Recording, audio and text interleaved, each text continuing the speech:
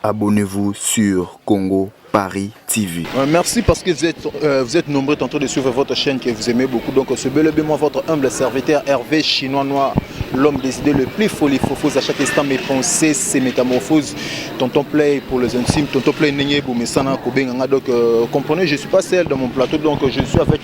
mon confrère qui est JM pour mon nom Benem de tout mes campeurs au solo. C'est là que sur les temps on va rendre aux les carrés, se passer dans le monde, na bisora na kina, na monde musical, na monde ba pasteur, na monde donc aussi tous mes campeurs au sala moi Meli Melo, na ba CG moi et Belé. Donc là je dis un grand merci à toi Gaël Zatonga Mobutu, hein, pourquoi pas aussi à toi Iguet Sekal à la HK, na opportunité de faire Hervé Chinois Noir qu'on a tellement liboso et à caméra donc ça avec plaisir pour moi na Jofa Cargo Fret Express les transitaires internationaux depuis la Chine, mon sponsor officiel. Et puis aussi avec mon partenaire officiel Yadadi Mabaya Moté Mapamela Richa. Je suis avec mon confrère JM Omono Menene Todo Mekempe Osola qui j'ai dit bonjour JM. Bonjour mon frère Chinois Noir. Bonne santé. Ouais ça va. JM. Tout Mekempe aussi maman va si j'ai moi et belé là. Donc première si j'ai un saut aux en haut, tout ce Mekempe toujours pour le blague phénomène sextap. N'est régné donc on a le bas régné trop dans na milliers baluba l'année passée tout le monde a compris qu'on a vu sur héritier Watanabe ainsi que Naomi Mbado. C'est une fois suite au continent janvier tout le monde a le frère Cédric Kayembe qui est le frère il y a Mike Alambay tout le monde a Moïse Mbiye tout le monde a Mike Alambay y mon confin tout le monde en sous le frère Michel Bakenda. Donc, public vraiment ici, liquide en babi, pourquoi ça l'ensemble de ça là locaux. Donc, et bah c'est bango même na ressemble na koyoka na musique na bango je sais pas par là ce qu'il faut expliquer bango. Merci beaucoup Chinois avant que na participer à ce sujet, je dis déjà un grand merci à mon papa Jean Chibo depuis Suisse. On peut se merci et pas à Massananga Lumière Isengo, Motema Richidi Isengo na Paris. On peut ça merci et pas à Massananga Guizé Manuel na Canada et pas Hollande Busso. Merci pour la deuxième fois. En tout cas, moi ça l'a vraiment bien été. Et ça l'a bien été. Na auto les dans l'émission pour nous le souvent. Et ça l'a bien été dans Sony. Les gens sont dans la famille, dans l'entourage, dans le quartier, comme on a que Moutakala, comme la étiquette Morobo, et comme le rôle et l'amba Morobo, et comme le rôle Ngouba, vous comprenez? Nous sommes tous les monde c'est les abeilles tout ça déjà. Les abeilles ça mais ça la sans caméra. Est-ce que pour coucher dans mon scénario, il faut que la caméra on a beaucoup coucher au coucher bien, tu es ça qui est versé non. Vous comprenez? Donc ça veut dire que rapport sexuel est dans le moyen naturel. Nous avons bien ça moi sinon mon bali, ayebi que na sala bateau pour ba bote, il faut ba sala pour ba bota. Et ba tout ça ba sali relation ba lingal ba moi sinon ba obligé faut ba sala ngo. Mais aujourd'hui ça la passe c'est comique que ndeko il faut avoir caméra atsawana ou soit au béni mouton couché aux yeux caméra cachotée wana pour filmer binom balé. En même temps film pornographique on a bien caché moi l'icolo et bah proposer tant sur $1 million pour par exemple pour un respect na yo aux ni artistes et cinéastes. On a des artistes et cinéastes à part pour présenter bah émission. On a la salle à cinéma et dans les cas dans le monde de la musique. Aux ni artistes et cinéastes mais aux accepter que ça la film est pornographique. Allez, tout le monde est dans les réseaux sociaux. On gagne là, nini. Parce que bandeko ba organiser ba kolosi to ba ozora belema on a liboso. Parce que mon kolosi tu jouer élément on a joué postant on a ni naé na émission naé na chaîne naé directement ba otala. Azune ba vie. Parce que yo moko mon kolo nzoto. Bozen lo organiser. Donc ça on a ki bozo bande do sala. Les osala sous moi pas si ya au monde sous ba sala nzambe bato ba terre biso. Et bato to landa pe banzem na bango souvent banzem na bango pe et même abiso na nzela ya bosolo parce que banzembu ya ba musicien belé nesi banzembu ya ngai Michel Bakenda na landa banzembu na ye banzembu ya pasteur Moïse Mbi aussi banzembu ya frère Mike Alambay et dans banzembo que souvent tout l'andarango et dans banzembo so landi au sentier pendant que quelque chose vous comprenez mais ça la passe na bande on a biso wana zo la mère nanga maman Virginie Ngasado avant dina palais ayoki ke o ba publier pasteur Moïse Mbie Mutakala to ba publier Mike Kalamba Mutato Michel Baken mais ayoka la prédication na bangoti avant nanda on a tongo landi chaîne à Moïse Mbie landi prédication mais ce que ka muto atera bato abongo la mitema muto apeksa bato nzela mabe muto alinga ke bato basala nzambe na bosolo mais ye moko tableau azosala akosala nyango mais ekoma na télévision pourquoi ekoma na ba téléphone pourquoi po ye moko azala déjà na contact na muto basala nyango bayokanya ba filmer personne landi ba vidéo na nyonso c'est ça que sur moi ça filmer tata monsieur mon bandi dans filmer déjà bango balé ba solo laki ndeto bando sala boy to filmer na habité c'est ça que to filmer pour total rango to raisonner ndenge to sala ratoni ça n'a pas de sens. Internet c'est qui pour na ba bêtise mais internet le comme pour na ba bêtise on a la seule constat internet est comme vraiment pour na ba bêtise et si respect à bateau to comme ngo banga o na masanga mo boya à ça la théâtre abike ya bablo mo bangisa ngaso na mwasi no baraka to bomara mwinda ou surtout on la ba pile ba téléphone de mo bangisa et mo bangisa vraiment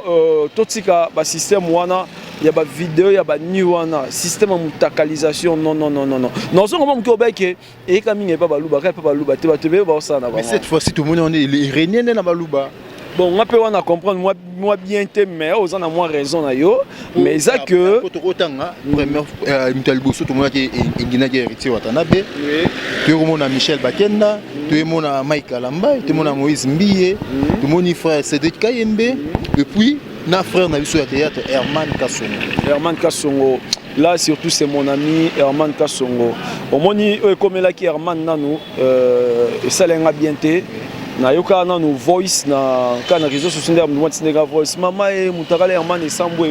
mobali ya pembe mwasi ya pembe ya na yoki bongo na mono ba frontière et après ba otindela nga ba vidéo et ba tinenga Nathalie directement na supprimer garon parce que en regardant ba vidéo ya Herman est-ce que à salaki yango volontairement ou c'est comme si ils ont un clic moko boye et kanaki esala yelo ko pa triquer so landi ba vidéo ya Herman nan na ndenge na yazala en éducation ndeko nanga na masa nanga zala nango et ça passe pas zo idée wana yo sala blo wana et na ndenge respecter na famille na ye ba master na ye famille ya do ba belle famille na ye ba collègue na ya théâtre je pense pas que Herman a intelligence soit dans la sagesse na ngoro zo idée wana te mais so tali vidéo na bien Herman eza comment vous préparer eza comment vous préparer nga pona nga justice il faut étaler na ba fille wana Herman a rosa eloko wana te natala émission liboso Herman na sala aux États-Unis aolela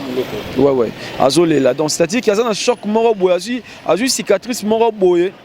pour si là eza moi pas si on comprend mais nga na conseiller ka bossa na ngoza makambo yaka monde art aux artistes aux en a succès soit succès so hier on a pas problème ebelé hier on a pas problème ebelé kuwana eza que monteur ba fille wana ba yokanaki et ça juste pour nos kids star ba bi que Herman a marié est-ce que bi que kobala ya ba star pe memela ba problème memela biso problème parce que tu as raconté pas ba fille ebelé pas ba fan ebelé mais so ça li choix na yo vraiment au bali yebango ke ozalaka na ba problème elandao ka bato bando tselo mitema wana na ba ex ba ozana simana yo pour combattre pour boma kara o yozali on comprend donc les passés yo combattre présent na yo pour fiti on les a fouti donc o comme la guerre Herman Kassongo et ça lenga passi et on atala ki yango mais bato ba yeba ke Herman Kassongo rosala le roi même famille Herman Kassongo ba ke Herman rosala le roi na tie ça que ba préparer là qui déjà Herman Kassongo oui ba préparer là qui Herman Kassongo déjà au bon moment na télévision partout et ça que Herman a ça la volonté n'a été et en plus sur autant l'image on a bien on a constaté son atala qui en bien et ça que Herman c'est comme si ça qui est un peu drogué aibe oiseau salatier donc ba utiliser qui est ba utiliser qui nga na 5 ka ba 1000 pardon pour moi 5 pe ba pardon pas ba fan na ye nga pe na 5 ka pour chaque année pas na biso sur artiste comédien pour Herman as artiste et comédien donc son wana na choc wana yé pas na biso nyonso c'est-à-dire que nga pe nos ara pour nos singa pardon na part ya Herman et pas n'abusé artiste comédien pour mieux que artiste comédien peut bosser la rango et ça livre vraiment bien donc boye ba que Herman a salagé le roi na volonté na été pesa idée na yete et ça qui idée na yete. Merci beaucoup JM Omonombe est-ce que nandengo fandina Herman nandengo ebi Herman est-ce que Herman azaki na ba rancune moko quelque part pour tu sais comme na ba montage ya ba kubongo pour moi personnellement na zuite enfant na Herman je connais Herman Kasongo très bien donc natikala koyeba Herman na monde ba conflicté natikala komona Herman na ba monde mo so ba ndenge nini te malgré tout il aimait trop l'ambiance et puis comme la masanga na onga na ebi yango wana donc il n'a évité yo na part na yo na ton enfant na yé ce qui azwa ya so ebaye na moi rancune moko to na moi problème moko na bato po ti comme atina ba niveau ba monter les quoi so itoro lobela rancune ngana rose la vraiment clair Herman Kasongaza motoyo ngana kangam na vraiment trop te mettre ebani na tant que surtout monani to solo là il y a souvent Marius souvent Marius surtout côté Marius président parce que biso za bato to sala yi ba groupe ya théâtre liboso ya ba président BP ba nga la sala groupe na théâtre depuis 2012 Herman Kasongaza pe moto ya alongwe pas président Elombe era sala groupe aza moto to kutane to pesa moi ba conseil mais na cadre et ambiance nando kutane vraiment mais moi je sais que Herman Kasongo ngai aza moto mo alinga no koseka alinga yi batu vous comprenez et alinga batu alinga yi mo ambiance ngai place ya zali angi muta mona lela te soit ça na moi 10 francs na et 5 komela il faut mais on monde babé souvent que Herman alingi masanga soyez chaba et kin masanga non on a mais la masanga na ndenga faute masanga zaika que soit ça na ba oya ye to ba fan na to ba master na ba collègue na ye ya opanzation ezali masa za na 10 francs bimisit aye to mela ya bo meli wana ka ba ya ngo pe wana ba mela na ye ba obima ba okabwana Herman na masanga bo biso na masanga premièrement na bato Herman Kasonga ndo benza masanga ba onde bando be sa réputation na ye ponga na tikala o mela na Herman masanga taza na ngai mais comme mélanie masanga na tikala no ko mela te sauf que na ba ke tokutana na matanga monde 2017 matanga monde 2017 na Mbinza ndé na ba radio to vandara bon nyonso payera na ya payer nga na payer na cadre que kozala rancuneux na monde ba rancuneux ya ba garçon na biso to sala théâtre les na génération na biso Herman azai na pulu wana te ye lo batam si yo monde créer rancune mais que Herman Kasonga za la rancune na mutuboe na tikala o mona yango te et menga na bité ba garçon be écouter ba bima na mo internet Herman abima mon internet Herman abima vraiment na area CD comprendre il y a bima déjà na télévision ya la télévision locale na biso le lo fait comme akutu ba na ba TNT o eza lelo Herman abima déjà ba sérieux wana comme film na groupe Simba pas comme film na groupe Simba za black te po biso to za bato to bima pas léa donc on benga ba Herman bango tu ba oncle comprendre baba petit frère léa na ndenge ya masolo na benga président Elombe grand-père et na benga souvent grand-père donc comme film dans le groupe Simba eza black te Herman ba pesa confiance c'est-à-dire que papa Elomba talaki capacité naie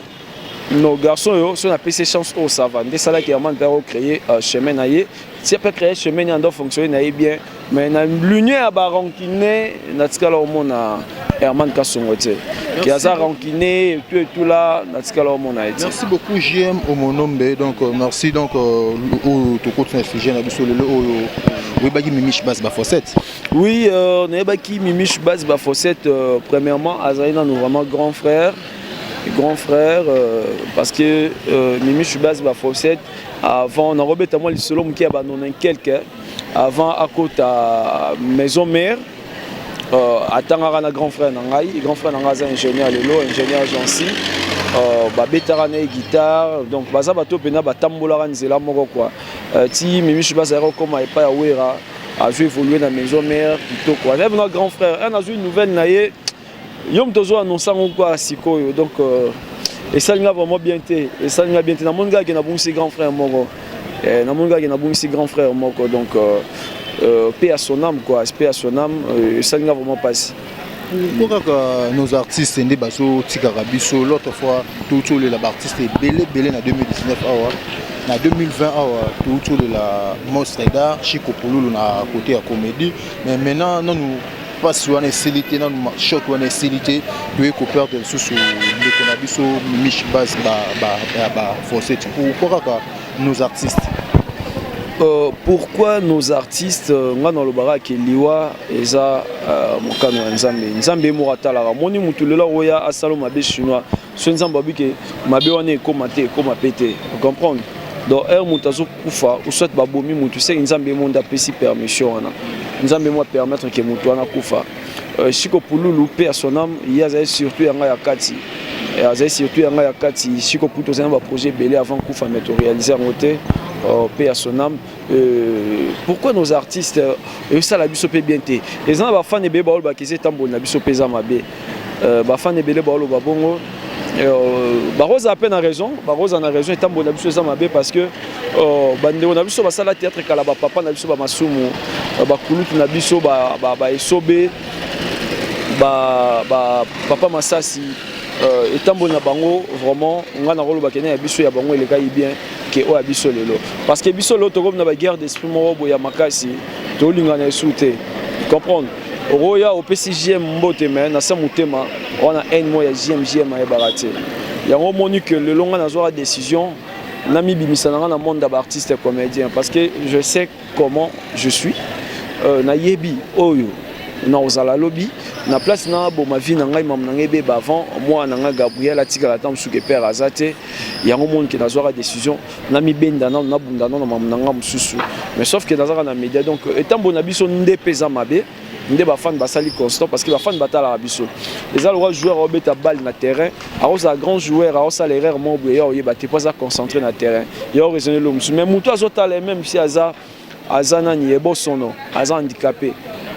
Alors mon appel au moins boana bien sera beta qui boye ingeza la bien pelo le biso passer la ingeza la bien c'est-à-dire que ba fan e batala la biso bango nde ba mona rabere biso to sala o ke ba fan ba beta biso caméra partout ngana role na télévision uso nde ba otala ngai na site na biso nde ba otala ngai eza ba ndengosu ba na poto ba yenga na oyeba bango te ba etansu avandi na capella uso ba vandi na banda na bloc ngape na yo na vandi mais que bango sko ba mona nyoso nga na osala ba olandela menga na olandela bango te donc berre nyoso na osala bango nde ba mona menga na mona ngote c'est-à-dire que to yé ba place ni to go vanda ko vanda na capella to nyena ngoma bete mais er vandi place mona lieu public faut en avoir réserve ma mobile il faut ko ba batu nyoso za na bango pour le lot ba poser comme ninka na ba vers masanga ba poser comme na ba vers masanga c'est-à-dire que ba lycée bo sangani wana kosangana wana ki mutema be logo eza dia na kati ya omoni ke to mokufa pe mingi vous comprenez na ba gris o bande comme suba mokota pour que na poto rabatsa eka do il faut jouer à danger donc soit pas coli produit comme pembete amélie vitamine comme monene te facile bakis pour que ba ser na biso ya poto batsa eka ba producteur batsa eka ba sélectionner ba film yango esali que ba artiste belé pe lelo ba okende parce que tambol na biso vraiment et commis mabe. Donc il y a mabe vraiment ça la moi passe. Merci beaucoup JM Omonombe. Oui que Loua Pululu même marambo belé, Miss marambo belé, Loua Pululu ils ont ici rancune dans le monde artistique, Loua Pululu et côté rancune entre les artistes et les diaspora nos mécènes ou ba mécènes à ko aider biso na moi mes fils que ba $20 ba 100 € na bango ba sunga biso. Mais maintenant Loua Pululu et ko binisa ba secret et belé en disant que non sa femme Coco Bikotele était aussi à la hauteur de Loua Pululu. On est bien noté. Bon, les abloro na yoki na zo même ba message vocal parce que Pululu a vraiment na ce que Pululu a zagi yanga ya kati ndeko. Et Pululu a yo futela na mbinza. Donc premier ndako na zo na mbinza parce que mbinza ya mabele nanga na vanda na mbinza na commune ngalema. Alors ayeko zo parler ayebi que JM au mon nom pas vendre na mbinza benganga JM na mabele na yo na bi obetika to te na suis parler. Premier parler ni na yaka Coco Bikotele na bando ya souvent on a sa mère il y a parlé on a yebaki OK ando pesanga ba respect belé et petit lelo na bi ki on pesanga ba respect belé madame ya pauvre Chiko Pululu na version na yo ya banga bien ce Pululu azate na on vanda na zeli Pululu il faut to yeba que Pululu avant na kufa pour la commune na ba problème moins belé ba tu ba yebindete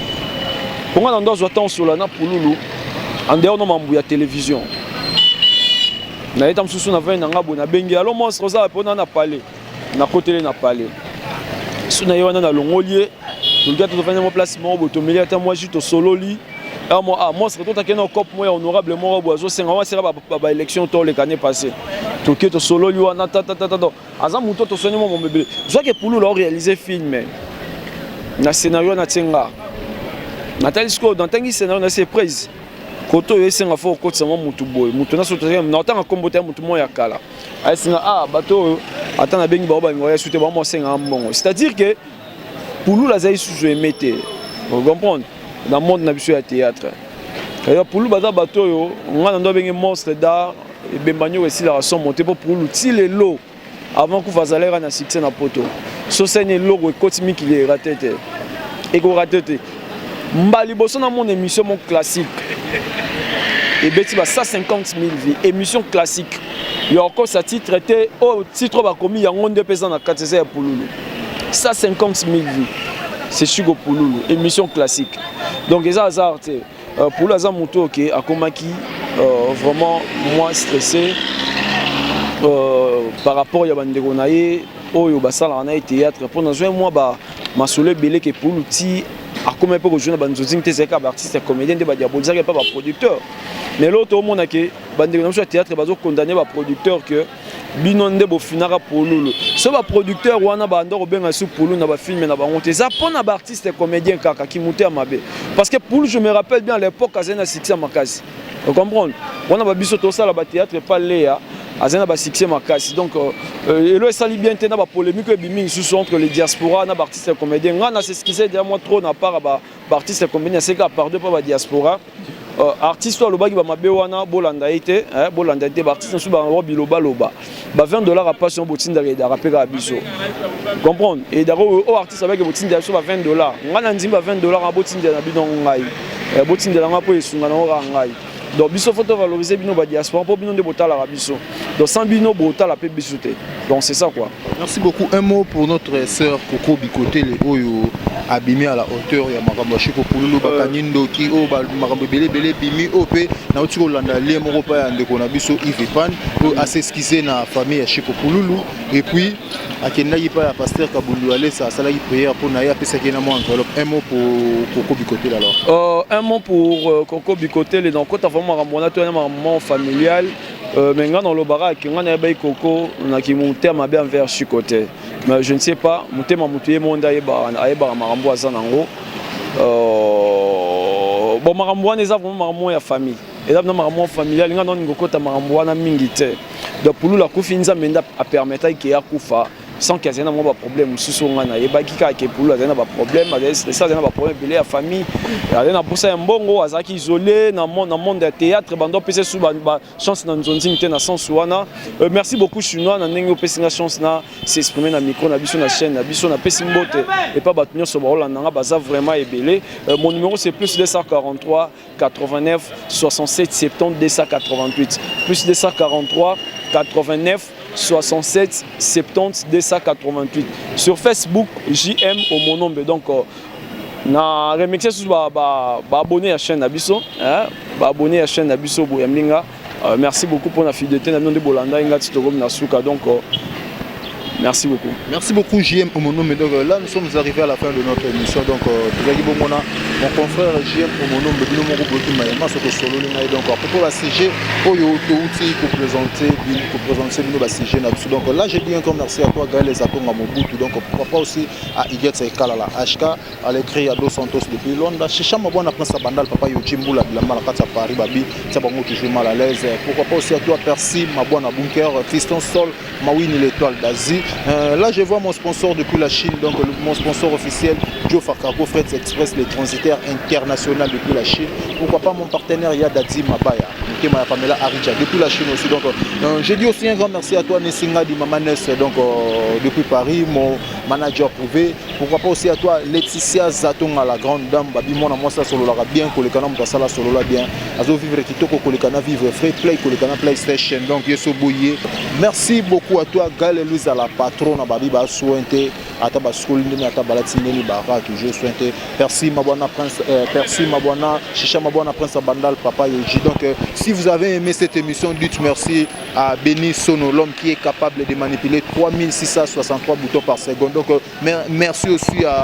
À l'assistance, il y a Peggy Walongwa, donc Peggy Walongwa, donc les caméramens patrons, caméramens à Liboumou, caméramens à Bois Noir, caméramens à Manef, Nambanga. Donc si vous avez aimé cette émission, dites merci à Benny Sono, l'homme qui est capable de manipuler 3663 boutons par seconde. Maboko Trepi, Moutalekane, Peggy Walongwa, merci.